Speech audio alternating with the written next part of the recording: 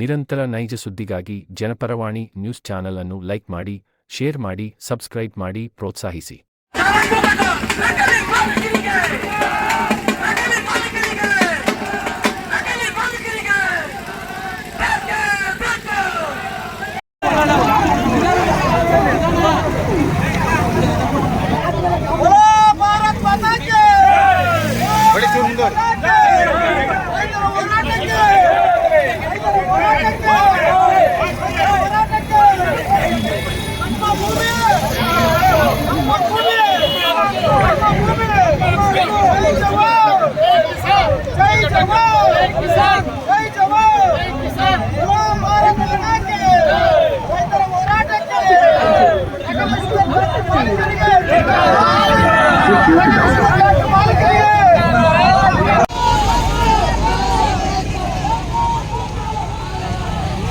ಸರ್ಕಾರಿ ವಕೀಲರು advocate general phone ಮಾಡಿ ಮಾಡಬೇಕು ಅಂತ ಹೇಳಿ ಹಾಗೆ ನಮ್ಮ ಶಾಸಕರು ಸಹ ಹೇಗೆ ಬಂದ್ರು ಅವರು ಸಹ ಮನವಿ ಮಾಡಿದ್ರು. ಸ್ವಾಮಿ 15,000 ಕುಟುಂಬ ಇದಾವೆ, ನೀವು ಸರ್ಕಾರದಿಂದ ನಿಲ್ಲಬೇಕು ಅಂತ ಹೇಳಿ ನಿಲ್ಲಿಲ್ಲ.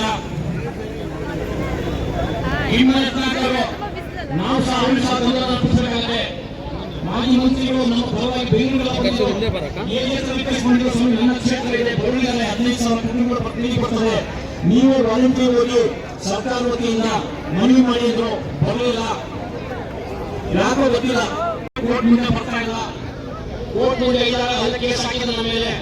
ನಾವು ರೈತರು ಹೋದ್ರೆ ನಮ್ಮಲ್ಲಿ ಪಾರ್ಟಿ ಮಾಡ್ತಾ ಇಲ್ಲ. ನಾವು ಎಸಿ ಡಿಸಿ ತಹಸೀಲ್ ಸರ್ಕಾರ ಮಾಡ್ಕೊಂಡು ಎದುರಿಸ್ಕೊಂಡು ಬರ್ತಾ ಇದ್ದಾರೆ.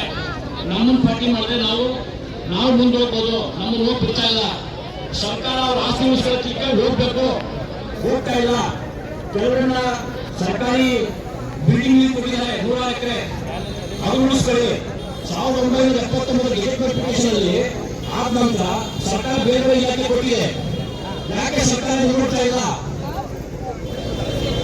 ನೀವು ನಕಲಿ ಮಾಲೀಕ ಇವ್ರ ಬಗ್ಗೆ ತನಿಖೆ ಆಗಬೇಕು ಅಂತ ಹೇಳಿ ಮಾಡ್ತಾ ಇಲ್ಲ.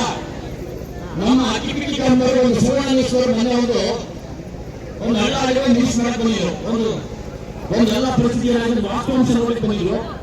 ನಮ್ಮ ಅಕ್ಕಿಪಿಕ್ಕಿಗಾರ ಒಂದು ಹೆಣ್ಮೈದೆ ಹೇಳಿದ್ದೆ ಅಮ್ಮ 1980ರಲ್ಲಿ ಸ್ವಾಮಿ 79-80ರಲ್ಲಿ ನಮ್ಮಪ್ಪ ನಮ್ಮಮ್ಮ ಇಲ್ಲಿಂದ ಕಾಲಡಿಗೆ ಹೋದ್ರು.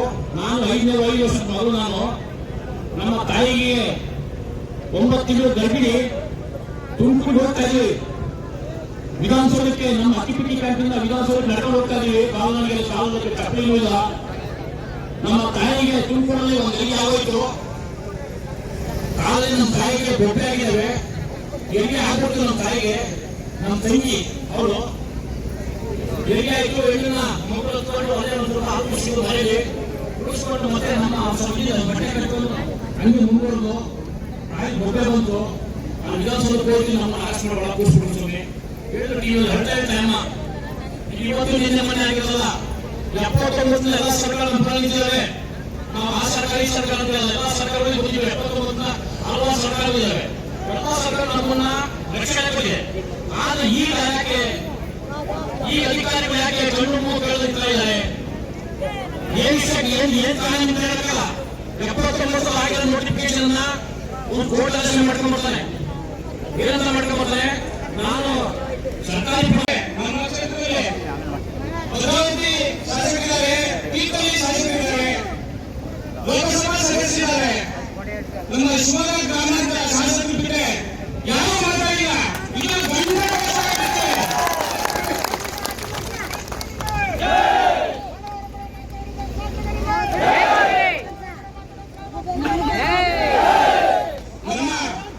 ನಮಗೆ ಈ 50 ವರ್ಷದಿಂದ ನಮ್ಮ ಪೂರ್ವಜರ ಕಾಲದಿಂದ ನಾವು ಧರ್ಮದಲ್ಲಿ ಕಾಲದಲ್ಲಿ ಸರಳೀಪುರ ಕಾಲದಲ್ಲಿ ನಾವು ಜಿಲ್ಲೆ ಕಾಲದಲ್ಲಿ ಮಲಗಪ್ಪ ಕಾಲದಲ್ಲಿ ನಾವು ಅನ್ನಮಯ ಕಾಲದಲ್ಲಿ ಮನೆ ಕಟ್ಟಿ ವಾಸವಾಗಿದ್ದೇವೆ. ಈಗ 50 ವರ್ಷ ಆದ್ಮೇಲೆ ಇತ್ತೀಚೆಗೆ ಯಾರಪ್ಪ ನಕಲಿ ನಾಯಕ ಹೊತ್ಕೊಂಡಿದ್ದೇನೆ, ಯಾರಪ್ಪ ನಕಲಿ ನಾಯಕ ಹೊತ್ಕೊಂಡಿದ್ದೇನೆ ಅವನು ಮನೆಯಲ್ಲಿ ಐದರಲ್ಲಿ ನಾವೆಲ್ಲ ಸರಳೀಪುರ ಮಲಗಪ್ಪ ನಕ್ಕನ್ನು ಕೊಟ್ಟಿದ್ದೀವಿ.